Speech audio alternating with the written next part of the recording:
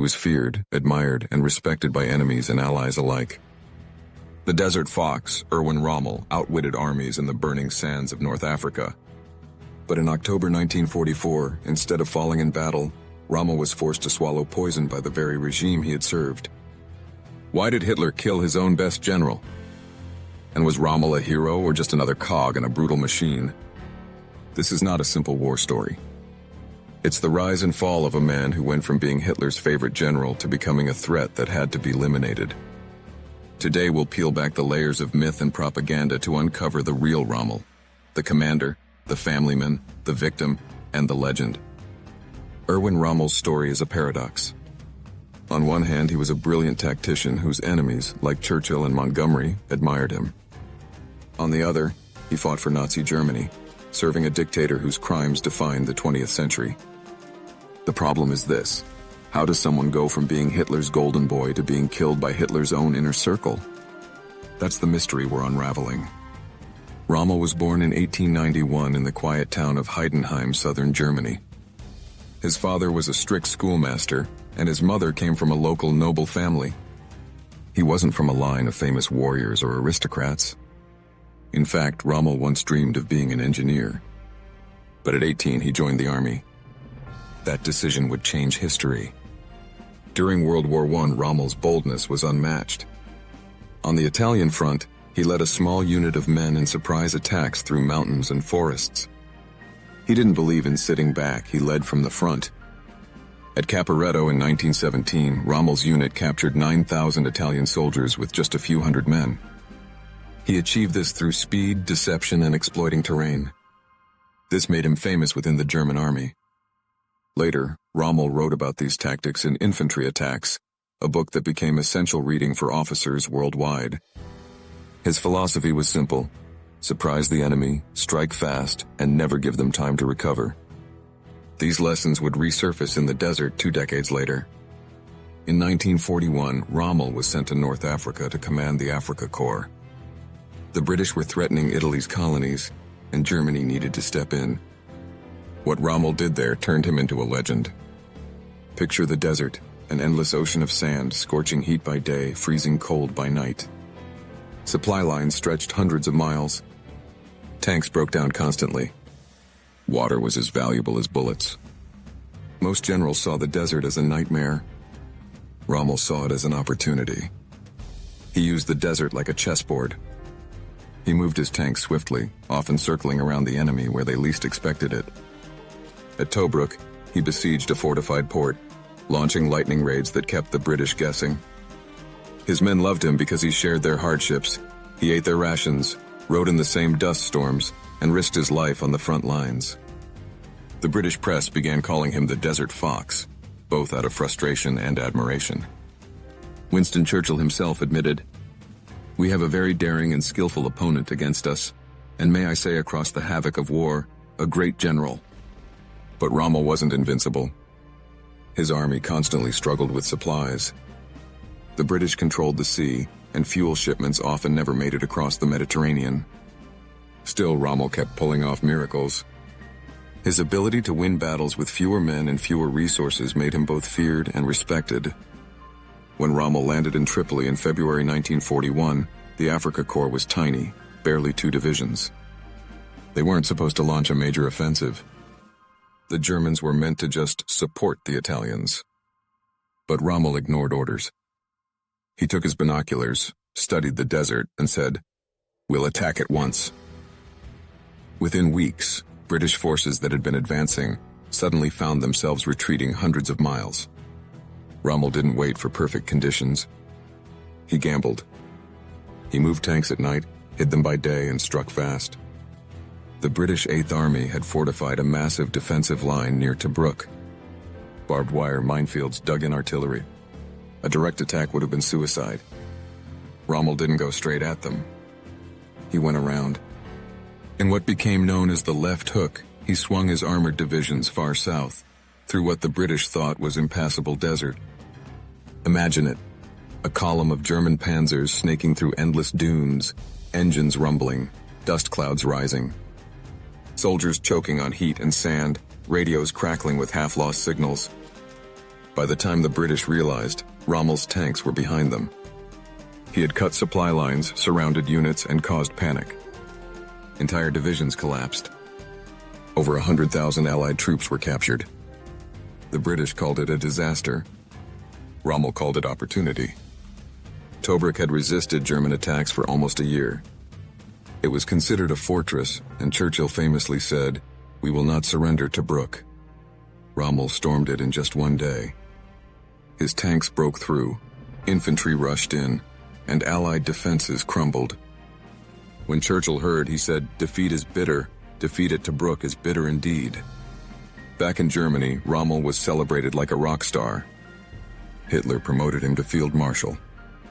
But Rommel, instead of celebrating, said, "I'd rather have another division." He knew supplies were thin. Fuel was scarce. Victories on paper didn't fill tanks. After Tobruk, he pushed east, chasing the British all the way to El Alamein, just 60 miles from Alexandria. One more push, and the Suez Canal, the lifeline of the British Empire, could fall. But the British dug in. The desert narrowed into a corridor between the sea and the Qadara Depression, a vast, impassable swamp. Rommel's flanking tricks wouldn't work here.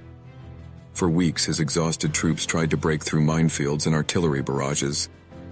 Tanks exploded on hidden mines. Supply trucks were blown apart on desert roads. His men fought in 120-degree heat, drinking water rationed to half a canteen a day. Rommel himself fell sick. His body was breaking down. Yet he refused to leave the front. He wrote to his wife, "The men are at their limit. We cannot hold without supplies. I feel we are at the edge of disaster." General Bernard Montgomery led a massive British army, outnumbering Rommel almost 2-1. Montgomery unleashed Operation Lightfoot, waves of infantry advancing through minefields, clearing paths for tanks. The ground shook with artillery. The night sky glowed red from constant bombardment. Rommel's men fought like cornered animals. They held for days, counterattacking with every tank they had. But fuel was running out. Ammunition was dwindling. By the end, Rommel had only 35 working tanks against hundreds. On November 4th, Rommel ordered retreat. Hitler sent a furious message, "Stand fast, no retreat." Rommel ignored him. He said, "We will not commit suicide here." This retreat marked the beginning of the end for the Afrika Korps. By 1943, Rommel's forces were pushed into Tunisia. American troops joined the fight. At Kasserine Pass, inexperienced U.S. units were mauled by Rommel's veterans, but the tide was unstoppable. Allied bombers owned the skies.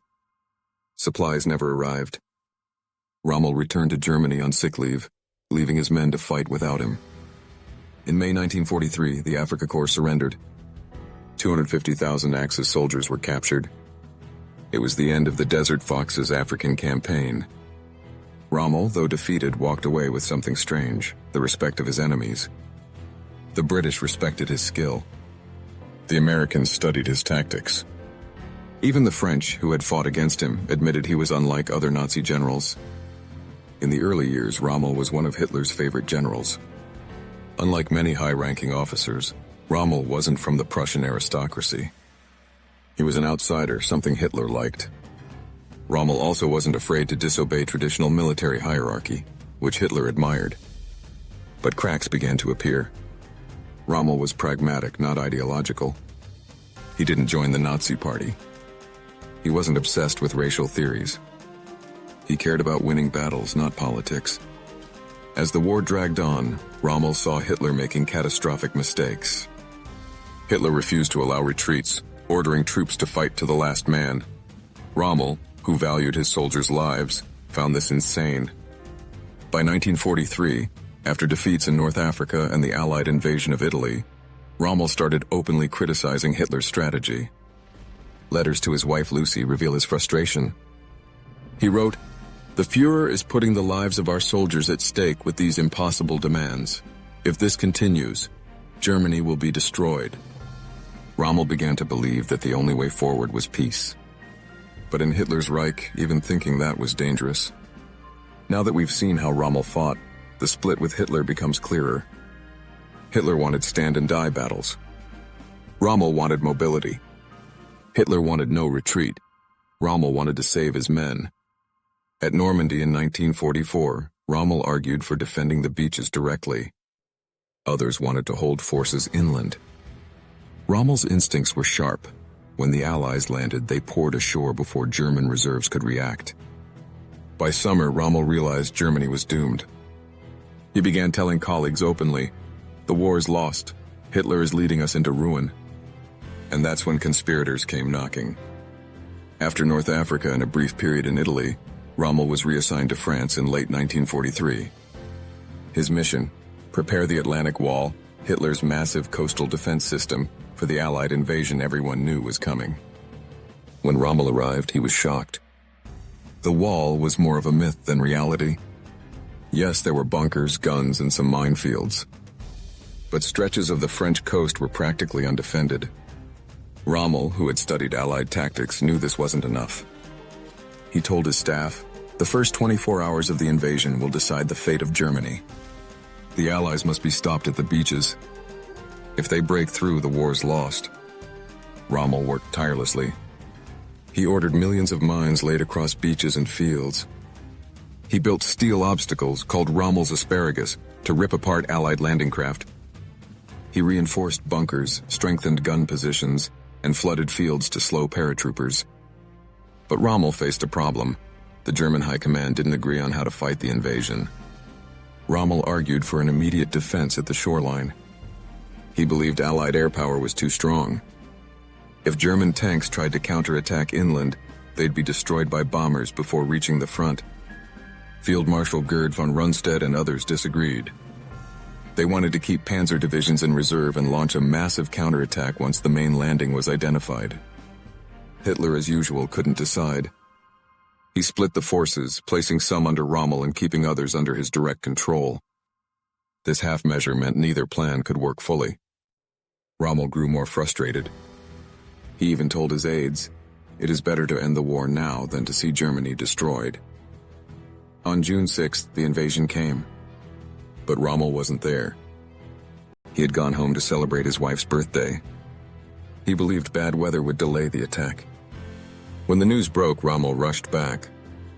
What he found was chaos. The beaches of Normandy were hell. Allied ships bombarded the coast for hours, shaking bunkers until concrete cracked. American, British, and Canadian troops poured ashore in waves. Paratroopers had dropped behind German lines during the night, cutting communications and ambushing convoys. Rommel's prediction was right.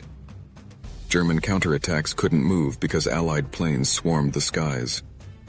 Tanks were bombed before they reached the beaches. Infantry convoys were strafed by fighter bombers on open roads. By nightfall, the Allies had established beachheads. Rommel told Berlin bluntly, "The invasion has succeeded. The war is lost." For weeks, Rommel fought a defensive war. His troops resisted fiercely in hedgerow country, dense maze-like fields where every lane became an ambush point. Rommel adapted, ordering quick counterattacks and clever use of terrain. But the Allies had overwhelming strength. Supplies flowed from secure beachheads. American factories were sending tanks and trucks in endless numbers. The Germans, by contrast, ran out of fuel and ammunition daily. Rommel saw the writing on the wall. He began pushing harder for peace. He told fellow officers, "We must end this war. We owe it to our people." His stance made him both respected and deeply distrusted. Rommel's time in Normandy ended violently. On July 17, 1944, he was inspecting defenses near Liverot, riding in his open staff car.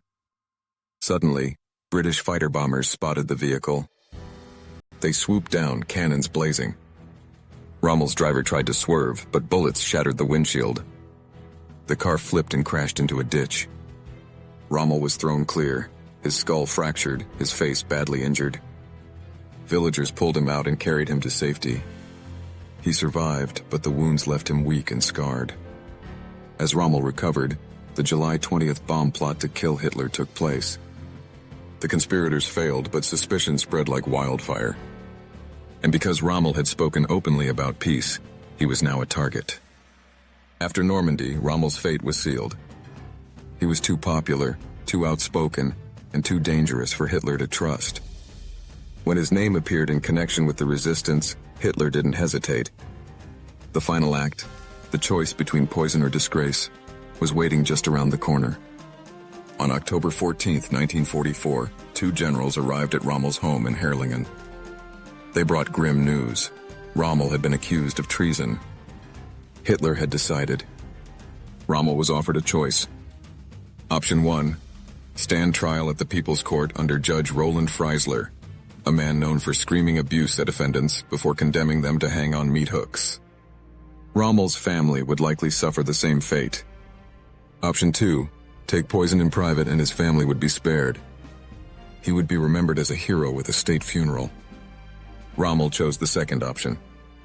He put on his uniform, kissed his wife and son goodbye, and got into the car with the generals. They drove him a short distance from his house. Rommel took a capsule of cyanide. Within minutes, the Desert Fox was dead. He was only 52. The Nazi regime told the public Rommel had died from injuries suffered in an air attack. They gave him a full state funeral. Hitler praised him as a loyal hero. The newspapers printed stories of his bravery. But in truth, Rommel was silenced. After the war, his family revealed the real story. Allied interrogations and German documents confirmed it. Rommel had been forced into suicide, not killed by enemies on the battlefield. Rommel remains a controversial figure. Some see him as a tragic hero, an honorable soldier trapped in a dishonorable cause. Others argue that he wasn't innocent. He fought for Hitler for years and only began opposing him when Germany was losing. Still, Rommel was admired by his soldiers and respected by his enemies. He tried to fight with fairness, refusing to execute captured Allied commandos and protecting civilians when he could. He was one of the few German generals not accused of war crimes. Today, streets and schools in Germany still bear his name. But his memory is complicated. He was both a brilliant commander and a man who enabled a brutal regime. His death at the hands of that same regime only deepened the mystery around him. The haunting image of Rommel's final ride in that car lingers. A man once celebrated as the face of German victories, reduced to swallowing poison in silence. That moment captures the twisted reality of Nazi Germany. Loyalty meant nothing, and even the most admired general could be destroyed by fear and paranoia. Erwin Rommel's story is the story of a man trapped in a dictatorship. His genius on the battlefield made him a legend, but his independence made him dangerous to Hitler. In the end, he was betrayed not by his enemies, but by his own leaders. That's what really happened to the feared Desert Fox.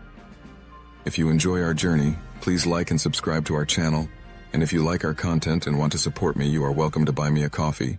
The link is in the description box below.